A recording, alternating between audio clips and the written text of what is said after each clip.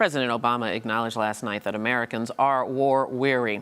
We went to the crossroads of the world, Times Square, to gauge reaction to the speech. Now, many of the people that we approached did not watch, obviously. They were in Times Square. But among those who did, there was a cross-section of opinion. What do you think? How did he do?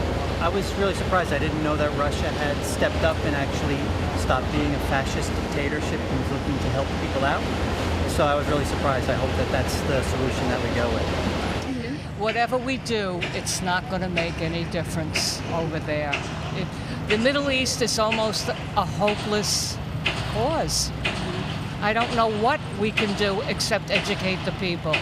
But militarily, whatever we do is just a waste of American lives and money.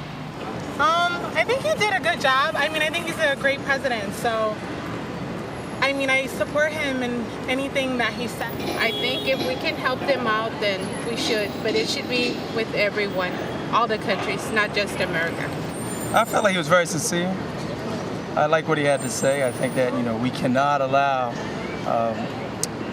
nations to just do what they please. I really felt like, gassing their own people is a travesty. And I think if they would gas their own people, what are they going to do to us? So I like what the president's doing. I see it as a diplomatic, strategic move and reason. But I also see it as us yielding towards Russia, as us owing them a favor later on in the future. I just think he's making the right choice. Okay, foreign policy is very difficult right now. We're at a time where war is possible at any moment. And I think Obama's doing the right thing. I think he's probably the worst president we've ever had in American history, and he needs to make a decisive decision. Stop blaming Congress. Basically, he's hitting a pause button, and we're going to wait to see how Putin and he work this out. So if he gets Putin's support, then it's a go. If not, it's not too good for the president. No, I don't think we should get involved. We're spread too thin. The military's worn out. I think if we were going to do something, it should have been immediately, and it's too late now.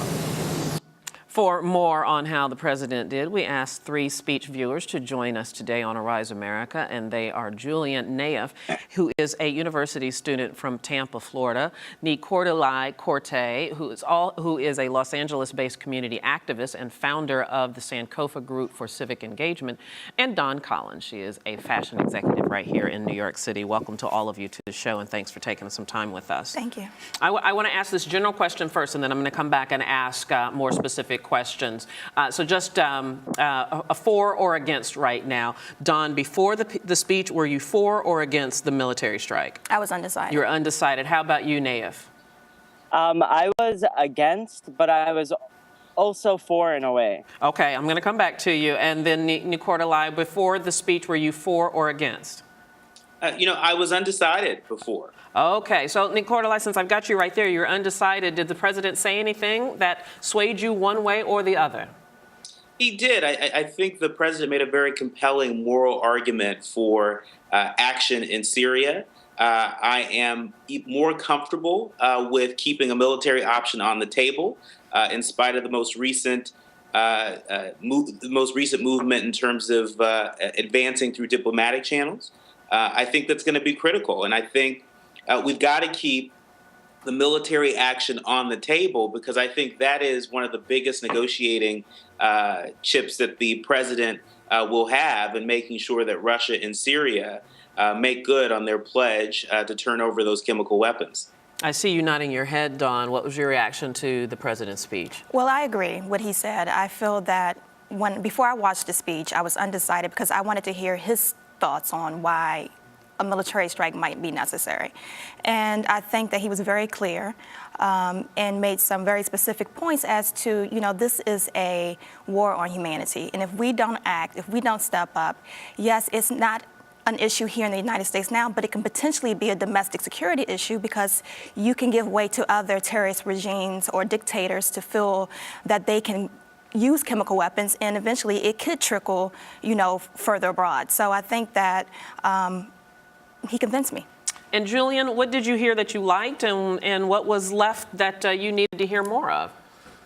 Well, I like that Obama came out with the speech explaining to us why we should go into Syria, why we should strike Syria, but I didn't think he explained enough. Instead of explaining why we should go in and what he was going to do in Syria, I just felt like he wanted the American people to feel sorry for the Syrian people who are dying from everything.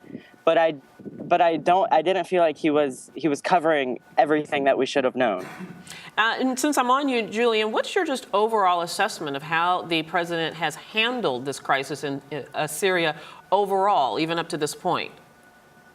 I think we took action too late. I think it's if we wanted to do something, we should have done it a while ago. I feel like now we have other nations involved, and it's just going to be a mess if we go into Syria. And, you know, it's so interesting. A number of people have expressed that it's perhaps too little, but certainly too late. Dawn, is there anything that you think the president can do?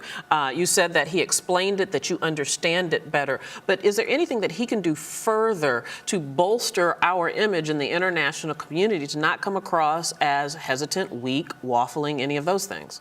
Well, I think that his approach on pressing the pause button to see what this Diplomacy Act is going to bring out, I think that right now is probably the best that he can do in terms of considering that option, because the American people, they're not 100% behind him right now. So it's almost like he's in a tricky situation, because he may know that this is something he needs to do in terms of being aggressive and wanting to strike a war, but at the same time, there's a new element that's been put on the table that if he doesn't entertain, it can be seen almost from the United States or, you know, the American people as not considering all his options. So.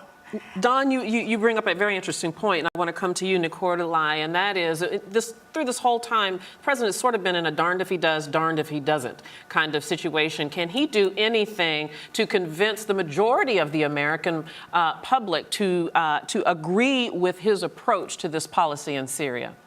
I think the president can do more to at least neutralize opposition to going to utilizing a military strike in Syria. Look, the American people are sick and tired of nation building abroad at the expense of nation building here at home, and so I feel part of this situation has been sort of self-inflicted by Congress. For some reason, we can't get a jobs bill through. We can't get a transportation bill through.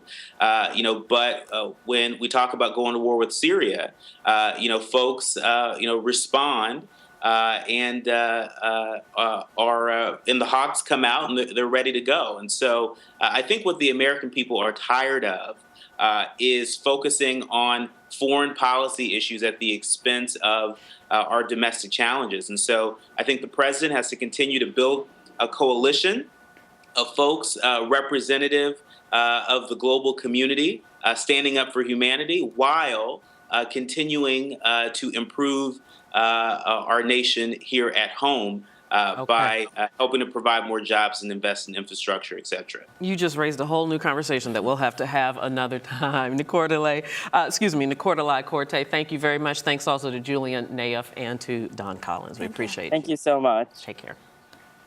And you're watching Arise America.